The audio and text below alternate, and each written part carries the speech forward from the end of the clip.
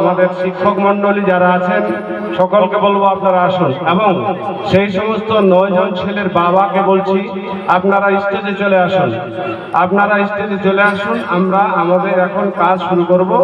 আমাদের শিক্ষক মন্ডলীকে বলবো আপনারা এই পাগড়ি পরার কাজটা শুরু করে দেন। আমরা সংক্ষেপে এটা সারবো, এরপরে আমাদের প্রধান বক্তা আসবেন, উনি এসে গেছেন। প্রায় 10:15 10:10 20 হয়ে গেল। 10 ঘন্টার ভিতরে আমরা এই কাজটা সেরে ফেলবো ইনশাআল্লাহ। এবার দানের পর্ব আপনারা দিয়ে যান, আল্লাহ কবুল করবেন। আর আমরা আমাদের যে বক্তা সাহেব আছেন ওনাকে সামনে রেখে আমরা এই কাজগুলো করব ইনশাআল্লাহ। আপনারা দান দিতে থাকুন। এবার আমাদের পর্ব শুরু করছি। জি জি বলবো, বাচ্চাদের পাগড়ি বাঁধবো আর একটা করে বাচ্চাদের পরিচয় দেবে, পরিচয় দেবে। মাশাআল্লাহ, কে কোথায় বাবার নাম কি তাদের পরিচয় দেবে। যাই হোক, আপনাদের বলি দাদা বন্ধু, এতক্ষণ ধরে ওয়াজ করছে। এবারে আমাদের যে বাচ্চাগুলো বিভিন্ন গ্রাম থেকে তারা লেখাপড়া করেছে, আকরাম আলী, আব্দুল জব্বার, মির্জাগঞ্জ, রাধিকাপুর, কালিয়াগঞ্জ, উত্তর দিনাজপুর। দাঁড়াতে বলছি, তুমি একটু দাঁড়াবো। 4 নম্বর একটা সিরিয়াল করে দাও, এই যে সিরিয়াল করে দাও, এদিকে আসো তুমি মির্জাগঞ্জ। হ্যাঁ, এখানে দাঁড়াও। এবারে বলছি পাগড়িটা বানান, আপনি উঠেন, পাগড়িটা বাঁধুন একটা একটা বলছে ছেড়ে দিব। তারপরে আমাকে দাও না, পাগড়ি বাঁধো না, এটা তো এক নম্বর, তো তাই এক নম্বর 4 দেওয়া আছে। তুমি বলছো আব্দুর রাকিব, তুমি চলে আসো বাবা। আব্দুর রাকিব মহিবুর রহমান সিংটোর, আব্দুর রাকিব মহিবুর রহমান সিংটোর, ভিলেজ কুশমুন্ডি, দক্ষিণ দিনাজপুর। পাগড়ি বাঁধা হচ্ছে। আমাদের আলাউদ্দিন সাহেবকে বলছি আপনি দ্বিতীয় ছেলেটাকে আপনি পাগড়ি বাঁধতে শুরু করুন।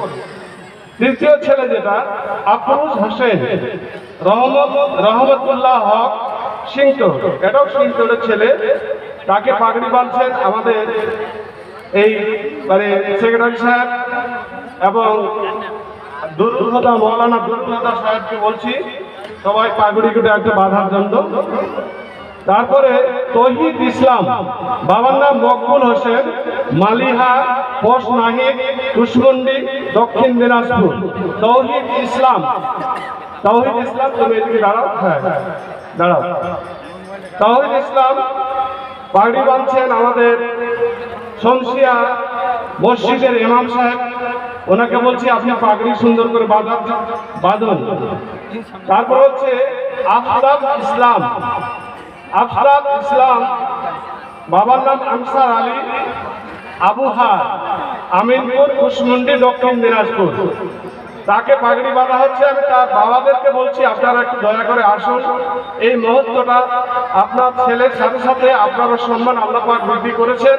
কিয়ামতের মাঠে আপনাকে আল্লাহ তাআলা নূরের তাজ পরাবেন, সবার সামনে উচ্চ মর্যাদা দান করবেন। আপনি খুব ভাগ্যবান ব্যক্তি যারা আজকে আপনার ছেলেকে কষ্ট করে আজ হেফজুল কোরআন কমপ্লিট করতে পেরেছেন।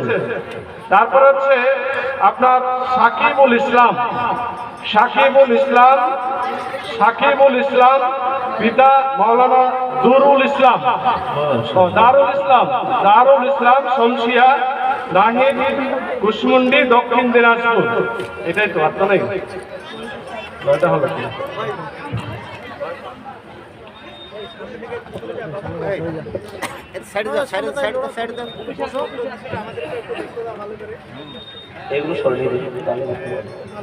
রাব্বির হোসেন, সিরাজুল হক, দাঁড়াও, রাব্বির সিরাজুল হক, করঞ্জি একডালা, পোস্ট আরাজি পাঞ্চালা, পিএস কুশমুন্ডি, দক্ষিণ দিনাজপুর। তাকে পাগড়ি পরানো হচ্ছে। রাইহান হক, রাইহান হক, শহীদুর রহমান, হরে কৃষ্ণপুর, হরে কৃষ্ণপুর, ডালিমগাঁও, কালিয়াগঞ্জ, উত্তর দিনাজপুর। তাকে পাগড়ি পরানো হচ্ছে। শাকিল আনোয়ার হোসেন, আবু বকর সিদ্দিক, পালিগাঁও, ফরিদপুর, ফরিদপুর, পিএস কালিয়াগঞ্জ, উত্তর দিনাজপুর। এই 9 জন কোরআনে হাফেজকে আমরা পাগড়ি পরিধান করাচ্ছি। আমাদের শিক্ষক মণ্ডলী, মাদ্রাসার প্রেসিডেন্ট, মাদ্রাসার সভাপতি এবং এক্স মাদ্রাসার সেক্রেটারি এবং অন্যান্য আমাদের কেশিয়ার সাহেব আছেন। সবাই আমরা পাগড়ি পরাচ্ছি, আর একটা ছেলে বাকি আছে। এরাই হলো আপনাদের এখানকার বড় সম্পদ। সারাটি বছর, 3 বছর 4 বছর, কেউ 2 বছর ধরে পড়াশোনা করে পবিত্র কোরআনটাকে হেফজ করেছেন।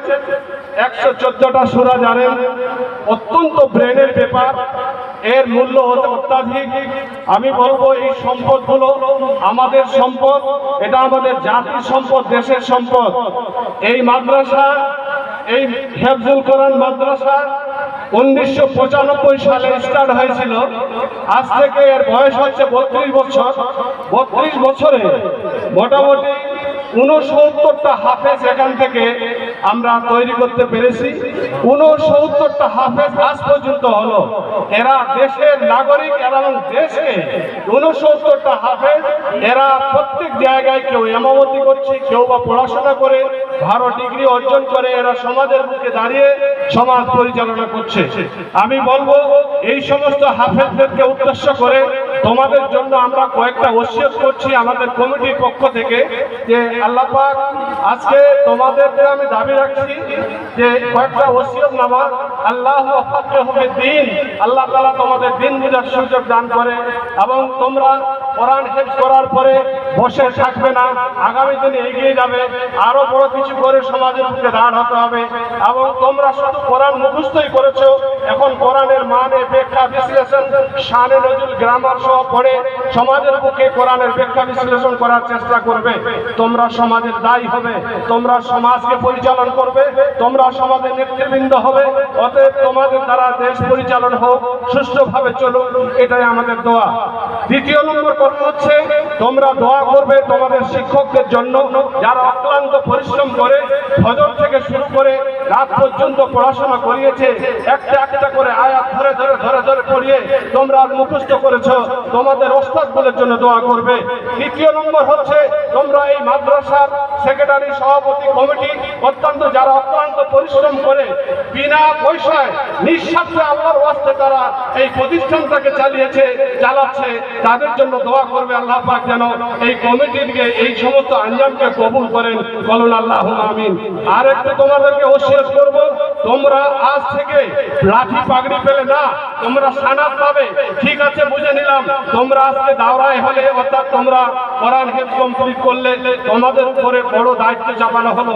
তোমরা আজ থেকে অন্যান্য ছেলের থেকে ব্যতিক্রমী ছেলে হলে তোমরা কোনোদিন পাপ কাজে যাবে না, তোমরা কোনোদিন অন্যায় কাজে সাব্যস্ত করবে না, তোমরা নিজেরাই 5 ওয়াক্ত নামাজ পড়বে এবং সকলের জন্য দোয়া করবে।